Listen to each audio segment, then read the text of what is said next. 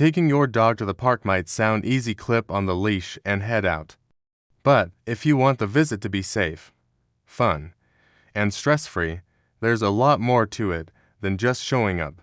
For your dog, the park is full of smells, sights, and social energy. Without the right preparation, it can quickly turn from fun to overwhelming. Welcome to Animal Wonder, the place where we make sense of animal behavior and help you build a better bond with your pet. Today, we're talking about how to take your dog to the park the right way so they can enjoy every moment and you can feel confident they're safe and happy. Let's start at home. Before you even think about the park, you need to know your dog. Not every dog is ready for a public outing, especially one as stimulating as a park visit. Think about your dog's temperament. Are they sociable or shy? Are they calm around other dogs or do they get reactive?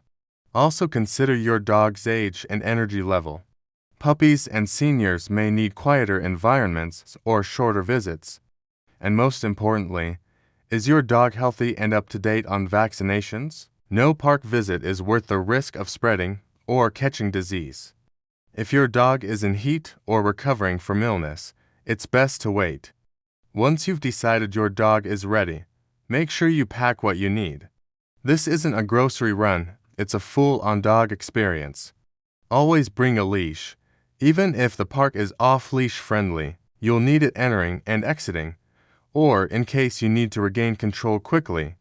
Water is a must, especially in warm weather.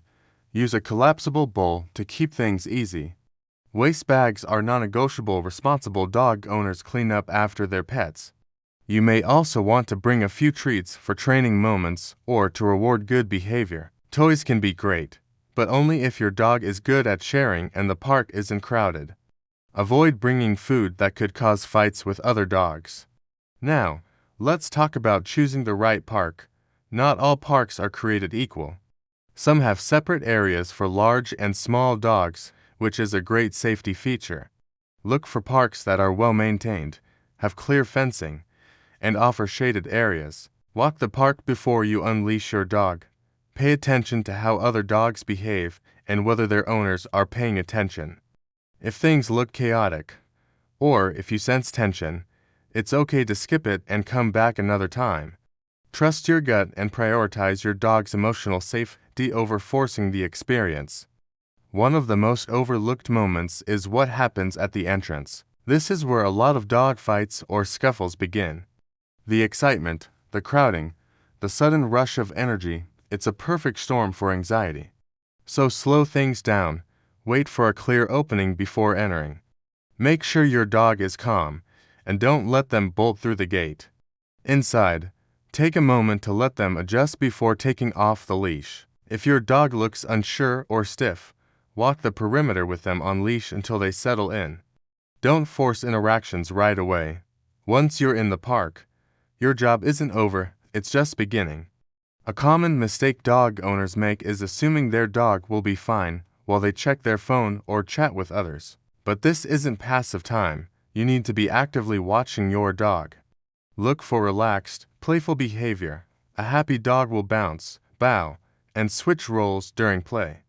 But if you see stiffness, long stares, raised hackles, or mounting, it may be time to redirect. Not all dogs play the same way. Some are rougher than others. Know when your dog is having fun and when they're feeling overwhelmed. The dog park is also a great place to reinforce training. You can use this environment to strengthen your recall command. Practice calling your dog back from distractions and rewarding them when they respond.